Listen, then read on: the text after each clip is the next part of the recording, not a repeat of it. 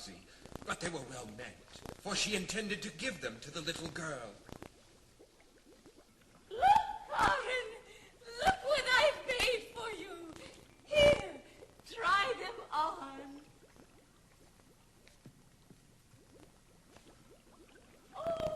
Oh, thank you, ma'am. They're beautiful, and they fit perfectly. Oh, it's a bit chilly, don't you think? Oh, no. Why, with these comfortable shoes, I'm as warm as a piece of strudel bread hot from the oven. Oh, very good, Corin. Just the same, I feel a bit of a chill. Now run along with you, and don't be walking around in those clumsy wooden shoes.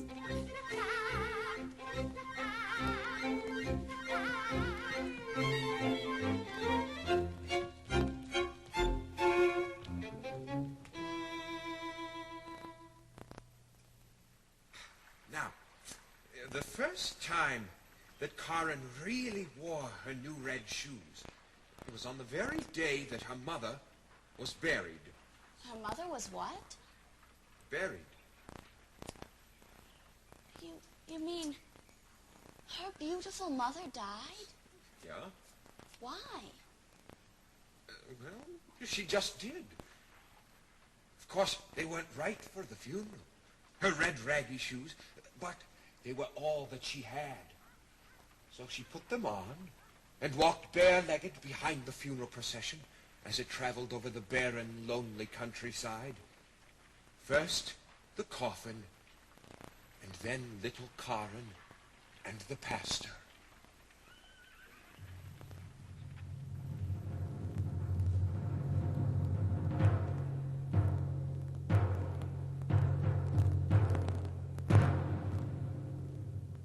Now what we need is a large old lady and a carriage. I'll finish cutting the carriage out, and you find the old lady. Oh, I know. Not so fast, Corin. You've been ill, haven't you? We don't want to set you off again. Sorry. Here's the doll. She'll do very nicely. Yeah. So, just then, a large old carriage came by with a large old lady inside of it. Oh, she looked at the little girl and took pity on her. She went to the parson and said, "Give the little girl to me, and I shall take care of her." So, Corin went to live at the house of the rich lady. Oh, wonderful. Yeah.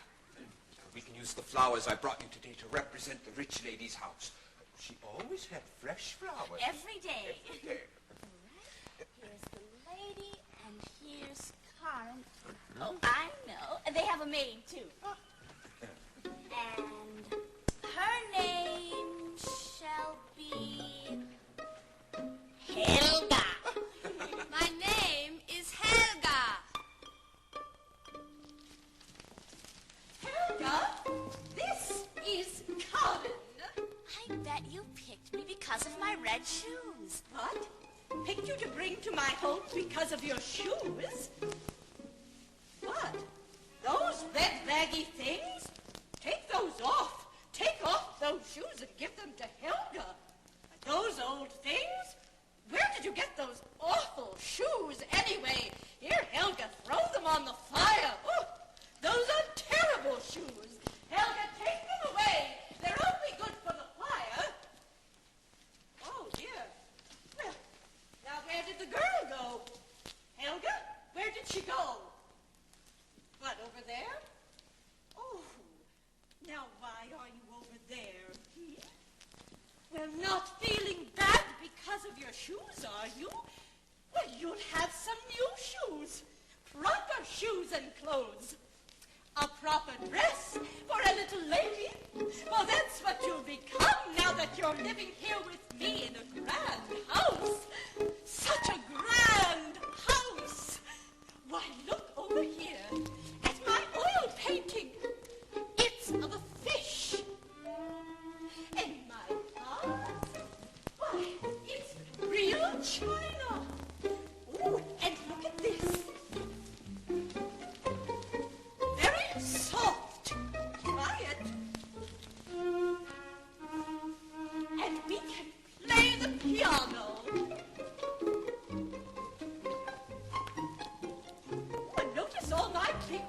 books. I'll get you books. Why, see my clock. And I have fresh flowers every day. I like things to smell fresh and sweet. And you'll learn to have manners now. Like how to take tea. Why, here, look out the window.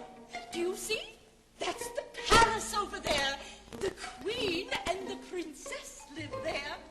And someday you may see them in their carriage passing. But for now, run upstairs and wash your feet. Take a bath. Get her some new clothes. Wash those dirty little feet. Oh, dear, now. Where are my glasses? Oh.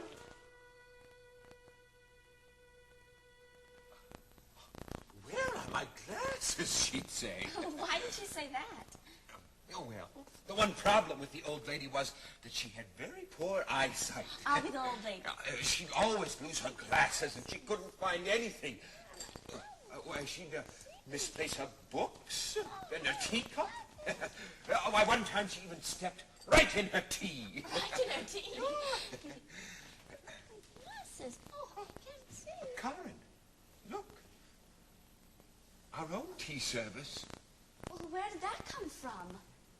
Yeah, well, magic, of course. Magic. Ah, Care for some tea? very good. Sugar? No, thank you. Honey? No, thank you. All right. Very well, then. Here you are. This is magic tea. Very proper, Karen. Well, what happened to Karen next? Well, she grew older, and she learned to have tea just like the old lady said she would. Now that you've become older, Karen, there are certain rules of etiquette as pertaining to the likes of young ladies such as yourself. First, under no circumstances should you ever sit in such a way as to show your knees. That's very bad. It's very bad indeed. Isn't it, Boodles? Second, you must never slurp your tea when dining with folks of a genteel nature, such as the parson, your teacher, or your Aunt Frida. Third, never discuss money matters before noon or after sundown, unless, of course, it is of personal advantage to yourself.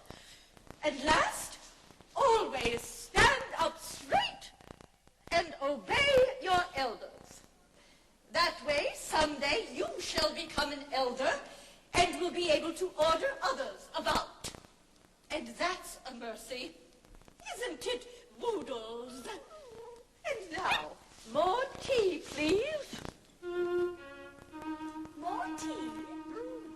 Please.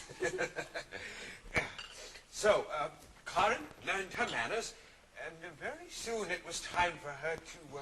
Go to her first dance. No, Karen.